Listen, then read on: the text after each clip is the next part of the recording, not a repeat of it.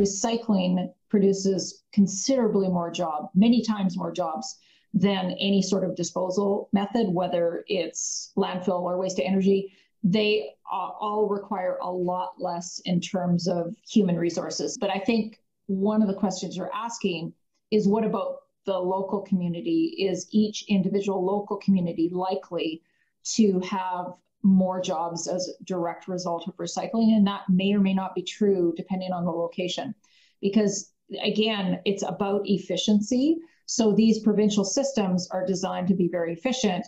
And that may mean in some communities there's less infrastructure than there are in the bigger ones. So some of the things tend to be more centralized, and it's easier for me as a producer to assign that responsibility to an organization that represents me and all my friends, rather than me having to figure it out for myself. But at the same time, there is a role for individual producer responsibility too.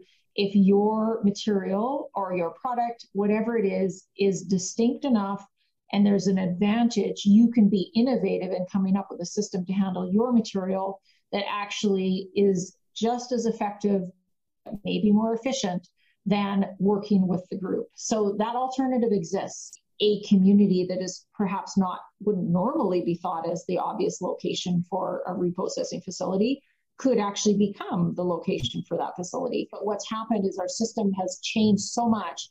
We transport materials so far. We don't just produce, milk is a good example.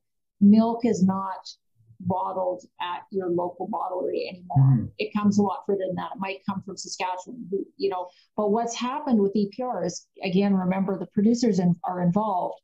The government has in some cases basically said to them, look, we expect you to give the same level of service to these communities as you do to all the other communities. There are some amazing programs that have developed in places like northern Manitoba, in communities that traditionally have gotten no service, that are now starting to get service, and it's starting to build. So we just have to make sure that in those outcomes that we define, that level of service does not discriminate against small or any sort of disadvantaged community. Everybody needs to have a reasonable, might not be the same, it has to be a reasonable level of service. So that has to be something that the governments consider.